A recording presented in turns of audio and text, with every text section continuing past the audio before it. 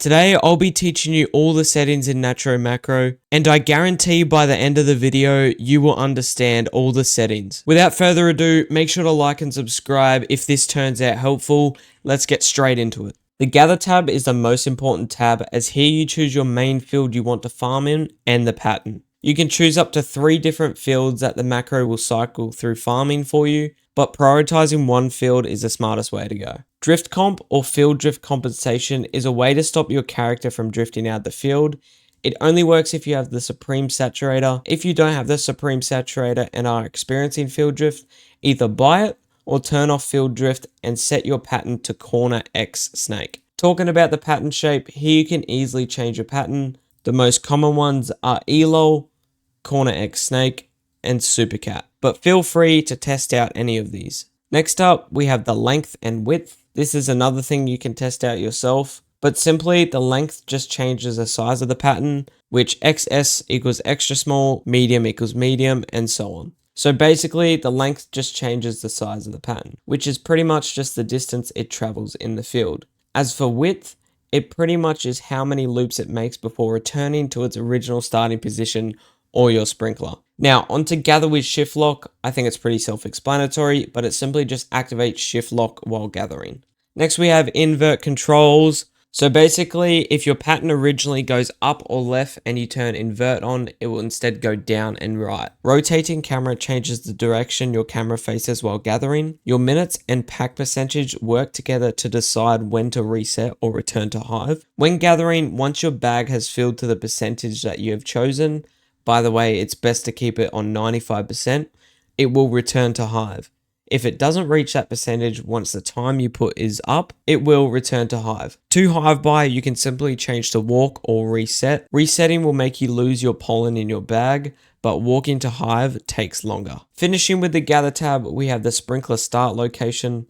This will change what area the macro places your sprinkler in the field, and the distance is tiles from that corner or part of the field that your sprinkler places down. Just before we move to the next tab, if you haven't realized already, this guide is to explain the settings so you can set them to your preference. This is not a guide for you to copy my settings. But if you haven't already realized, I will give tips on what you should have ticked and what you shouldn't. So now we can move to the collect/kill tab. This tab is very simple. You select what you want to collect and what you don't. So if you want to collect the honey dispenser, tick it. If you don't, untick it. Now the 2 most important things that you should tick is clock, which will give you free tickets. If you don't tick this, well, you're missing out on thousands of tickets. And also the glue dispenser. Tick this if you have Gummy Bee. Memory match is a new addition to Natro. Normal is the one in the 10B zone, Mega is the one in the Ace shop, Extreme is the one behind Spirit Bear, and Night is the one in the 30B zone. If you do want to do memory match, tick all of them besides Night, as the Night one is quite glitchy because it's hard to get up there. Now here are the memory match options. If you're trying to match as many pairs as possible, don't tick any of these. And also make sure you have allow gather interrupt on. If you don't know what that is, I'll be explaining that later in the video, or you can read this text right here. Now lastly, we have the blender. Avoid this unless you're a late game blue hive or something like that. To use the blender, click add an item. You can select whatever item you want to add. You can select how many times you want to repeat it to craft. Either set it for infinite for it if you want to do it forever, or select how many times you want this, and the amount is the amount it will craft every time a repeat cycle happens. Now, moving on to kill. This is where if you tick most of these things, you will be making a lot less honey. But once again, as before, you tick what you want to kill, such as ladybugs, spider, mantis, werewolf, or any of the other mobs. You can select kill, which will obviously kill them, but you can also tick loot, which will collect the loot that you get from killing them. Now, if you're unaware what this negative percentage chance of monster respawn time means, if you have a gifted vicious bee, that's negative 15%. Also, check your stick bug amulet, because that might have some percentage, and also icicles, which is a bee equipped, can also lower monster respawn time. So check those things and do some simple addition so you can figure out what your monster respawn time is. Now, if you do decide to kill Vicious Bee to farm stingers, it won't work if you're new to the game. It will only work if your bees are roughly level 10 or over. It could work with slightly lower level bees, but from my testing, anything really under level 10 or 9, it's not worth killing. But if you do decide to tick this, when nighttime falls, the macro will run through all the fields Vicious Bee can possibly spawn in. You can untick a field if you don't want the macro to search through that field, such as something smart would be to turn off Clover, as killing a Vicious Bee there only gives 1 or 2 stingers. Next, if you select King Beetle or Tunnel Bear, while also ticking the Baby Love icon, it will wait to kill it until you have Baby Love activated. Keep Old also means if you get a King Beetle amulet, it'll keep your old amulet. If you don't select this, it'll do nothing and it will stay on your screen until you check it. Next is Stump Snail and Commando Chick. For Stump Snail, I would suggest keeping Old unless you have a trash amulet. Once ticked, you have to enter the current health of your Stump Snail. You can leave it blank as that won't matter. Then select how long you want to damage the snail for. So the time is here. You can select if you want to damage it for 15 minutes, 10 minutes, or you can set it to kill, which will literally just stay in the field until it's dead. Now with what I just said, you might be confused, and I haven't done any damage to my snail yet, so I head back in Natro Macro and type my health, which is 30 million. And then Commando, it works the same, but you also have to set your level, and once again, decide whether you want to kill it or only damage it for a certain amount of time. With all these bosses and bug runs, Natro Macro runs off a timer, which is called Timer's Revision, so it will know when your Tunnel Bear or Coconut Crab, etc. is ready to be killed again. If you want to pull up Timer's Revision, press F5 and it will pop up. It may look confusing, I will cover this when I go through planters. Lastly, I briefly mentioned Allow Gather Interrupt before, and if you're unsure what it is, I'll give a quick example. If the macro is midway through gathering, and for example your werewolf becomes available to kill, it will reset or walk back to hive depending on your settings, and convert.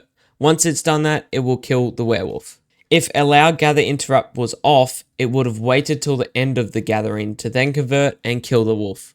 Alright, now we are up to the boost section. For the field boost section, you have the option to select all 3 boosters, or you can just select one. I would suggest just selecting the blue one, as many people macro in Pine Tree. If you do decide to select all of them, you can separate them by a certain amount of minutes, and if you turn on Gather in Boosted Field, it means it will gather in the field that gets boosted. Now coming down to the hotbar slots, it is numbered 2 to 7. Now the reason why 1 isn't here is because your sprinkler should be in slot 1 all the time. If you don't have your sprinkler in slot 1, the macro won't be placing down your sprinklers. Now in the hotbar slots, it gives you quite a few options such as always, at hive, gathering, attacking, and so on. Now if you click always, and for example you have a blue extract in your second slot, it will use a blue extract every 15 minutes. And you can play around with these other options. There's already preset options such as microconverters, which it will use a microconverter if it's in slot 3 whenever your bag gets full. So there's plenty of other options there that you can go through. And next we have the Wind Shrine option.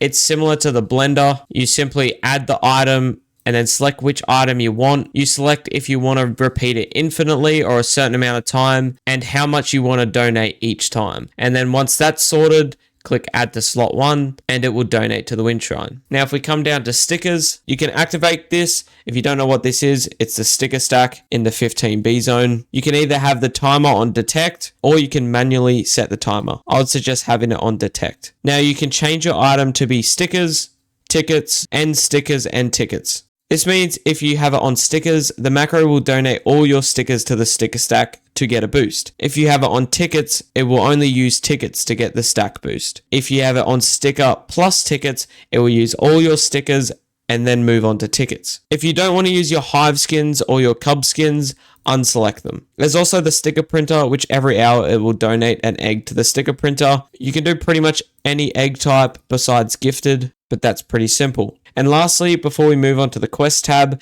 there's the auto field boost option. Now before we move on to the next tab, we have the auto field boost option.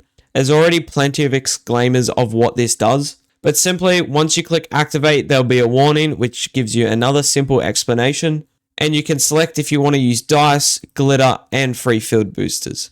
Now if you're using glitter, it'll have to be in one of your hotbar slots. I have glitter in my third hotbar slot, so I would click 3. And if you wanted to use dice, you'd have to put that in another hotbar slot. Now, rebuff field boost every 12.5 minutes, or whatever you set this to, means it will roll dice or use glitter when that time is up. Now there's also deactivation limits, which will help you save dice or glitter. If you don't want to use more than 100 glitter or dice, you can set the limit to 100, so it won't use more than 100. If you don't want to use the deactivation limits, just set it to none. You can also deactivate field boosting after a certain amount of hours that you can select here. And lastly, because it tracks how much dice and glitter you used, and you only want to use 100, but you've already had the macro running, this could be at 50 left. But if you still want to use 100 again, you can just reset the dice and the glitter amount used. Now that's the auto field boost settings complete. Do not use these settings unless you're endgame, otherwise you'll be wasting materials. Now I forgot to mention the selected, boosted, and gather fields. Now if the field booster boosts Dandelion, but you don't want to gather in that field, you can uncheck that, and the same goes on for any other fields. You can also select the coconut field booster in here. Now moving on to the quest tab, you have polar bear quests, which you can enable. You have black bear quests, which the black bear quest only works if you've completed the repeatable quests. If you don't know what the repeatable quest is, it's after you get the mythic egg. So if you try and use it before you get the mythic egg, it will not work. You also have Buckobee. If you turn on Buckobee or Riley Bee, it will automatically turn on Ant Pass Collection. And you can also tick Brown Bear and Honeybee. Now there's some further settings in here, which is a gather limit. For example, if you have to collect in a field for a polar bear quest or any other quest, you can select the gather limit. And if it walks to hive or resets to hive. And you can also use the boost tab for quests, which means your presets in here, it will use for quests. Now, it is time to move on to planters. This is by far one of the most important and overpowered sections of Natro Macro. You can either keep the planters off, set it to manual, or set it to semi-automatic. For manual, you can manually choose what planters you want in certain fields. If I wanted to put red clay planter in coconut, I could do that. You can also choose to glitter the planter so it grows faster. To the right, you have current planter cycle, which just tells you what cycle it's up to. Then disable auto harvest, which means the macro won't harvest the planter and plants a new one for you. So if you don't want the macro to pick up your own planters, don't select that. Then you can select gather in planter fields and which slots you want to gather in. Now, if you haven't realized already, these are your slots here, and this is the cycle. So cycle 1 means it will place red clay. Once red clay is finished, it will pick it up and move to cycle 2. For example, I have blue clay there for Dandelion, so it will place that down. And if you want, you can add a third cycle or keep it set to none, and it will go back to cycle 1. So if you want to gather in planter fields, you can gather in each of these, which means slot 1 is here, slot 2 is here, and slot 3 is here. And convert full bag harvest means if you harvest a planter and you get a full bag from it, it'll convert the pollen for you. And you can set it to harvest every 2 hours, 3 hours, 4 hours, 5 hours, or 6 hours. But it only harvests every 6 hours if you have it set to time here. If you don't want to harvest it on a timed amount, you can set it to full, which means it won't harvest the planter unless it's 100%. You also have 2 more pages down the bottom, which can continue the cycle for up to 9 times before it returns to the first cycle. Now, onto the auto planters, which is what many people use. You select which planters you want or whatever planters you have. You can set the max planters you want to use at the bottom. There's really no point of using 1 and 2, so set it to 3. It comes with presets already for certain hives. When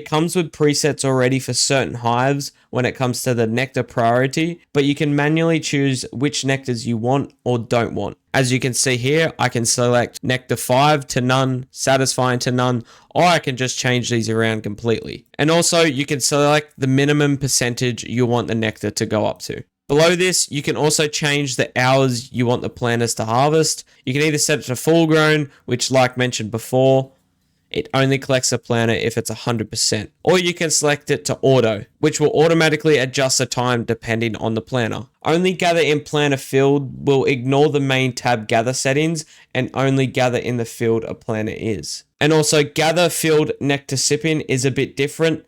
This will force one of your planters to be placed in the field you are gathering in, which you have set in the gather tab. Now to the right, you can select which field you want your planters to be placed in and select whether you want to gather planter loot and convert the planter loot. Now to the right, you can select which fields you want your planters to be placed in and you can select whether you want to convert full bag harvest and gather planter loot. You should always have gather planter loot turned on, otherwise you'll be missing out on free loot. I mentioned timers revision earlier in the video, which you can click here, or like I said before, press F5, which pulls up timers revision. Here you can add a planter manually or make planters ready.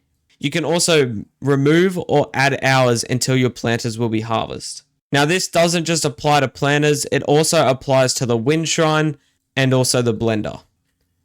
If you have selected to kill king beetle or tunnel bear or your wolf, to know when to kill the next bug. Per hour also means how much honey you make an hour, and session means how much honey you'll make in a session from start to finish. Up in the top right, you have status, day detected or night detected, and you can change the transparency, which as you can see now, it starts to be transparent and I can see my Roblox game. That's the planters finished.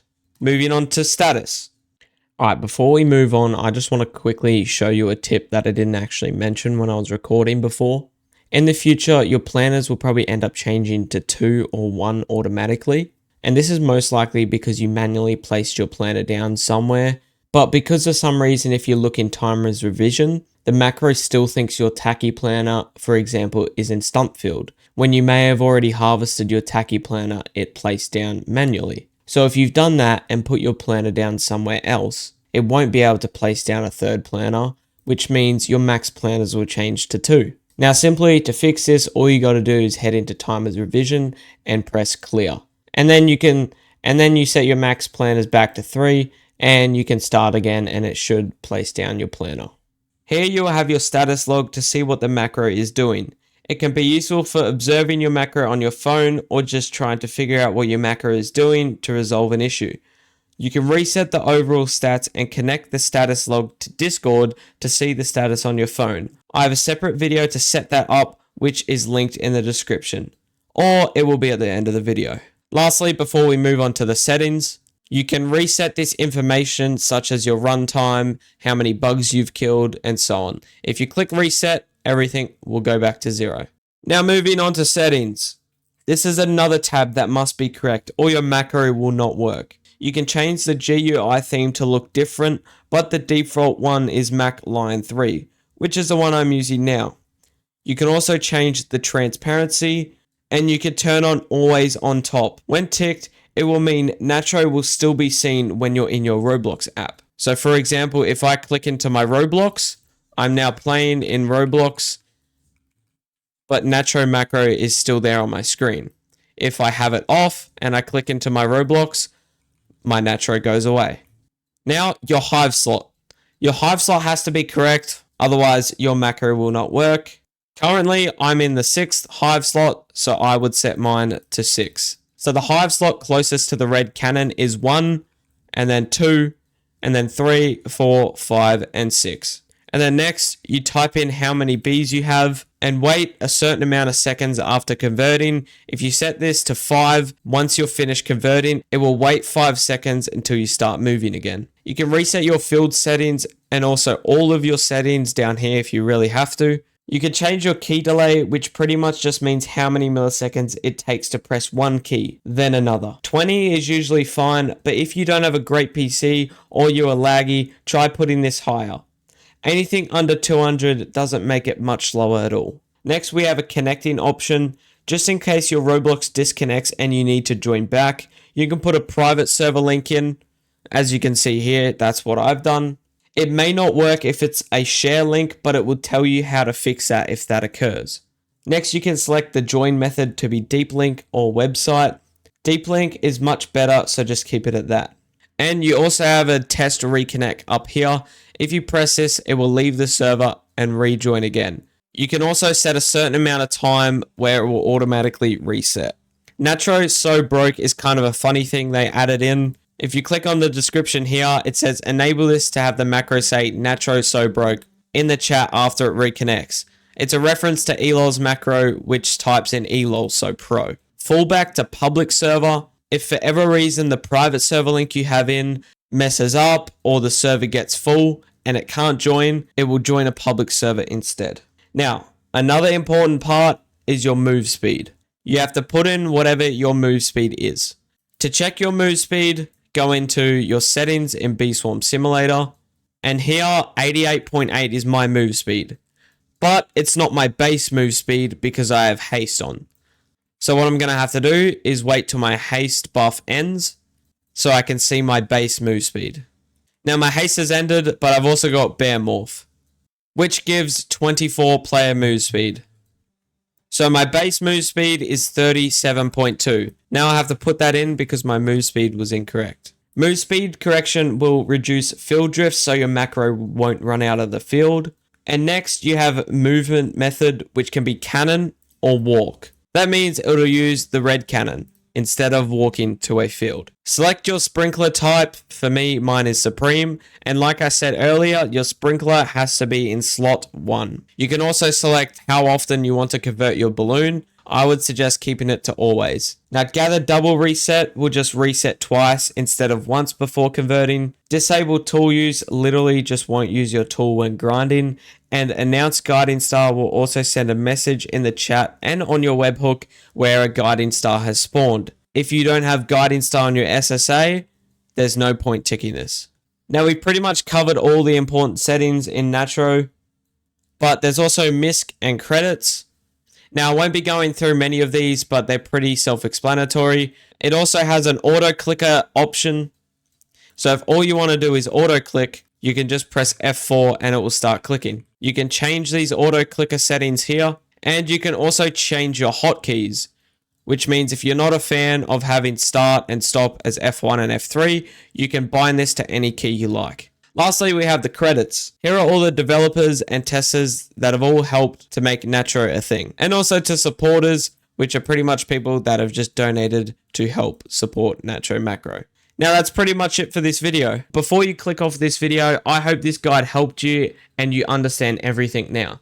If you have any further questions, join my Discord server linked in the description and let me know in there. Make sure to subscribe. I'll see you in the next video. Let me know in the comments below if you want me to make any more Natro Macro tutorials.